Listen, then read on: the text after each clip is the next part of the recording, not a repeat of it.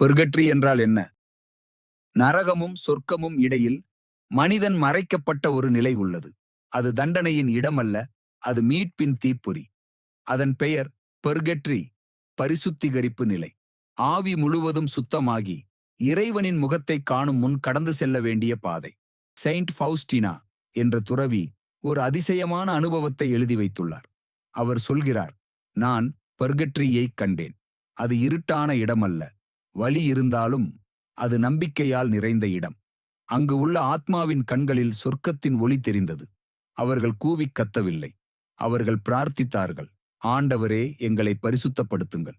அமெரிக்காவில் father Joseph ஒரு உண்மையான சம்பவத்தை பகிர்கிறார். ஒரு நாள் ஒரு மறைந்த பெண் தந்தையிடம் தரிசனத்தில் தோன்றி சொன்னாள், அப்பா, எனக்காக திருப்பலி நிறைவேற்றுங்கள். நான் பெர்கட்ரி இல் இருக்கிறேன்.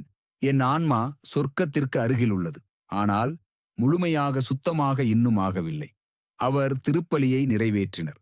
சில நாட்களில் அந்த ஆவி மீண்டும் தோன்றி சொன்னாள், அப்பா, நான் சொர்க்கத்தில் நுழைந்து விட்டேன். இது தண்டனை அல்ல, நம்பிக்கையின் நிறைவு. கத்தோலிக்க திருச்சபை சொல்லுகிறது, அங்கு இருக்கும் வேதனை உள்ளத்தை சுத்தமாக்கும் வேதனை. அது உடல் வேதனை அல்ல, அது உள்ளத்தின் தீ.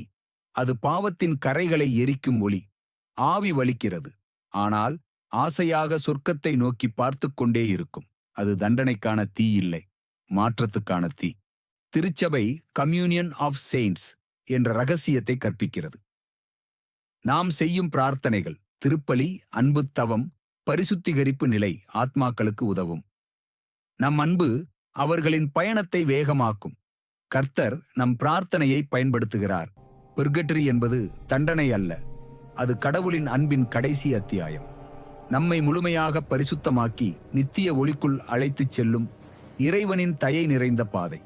மரணம் முடிவு இல்லை, அது சொர்க்கத்தின் கதவை திறக்கும் பரிசுத்த பயணம்.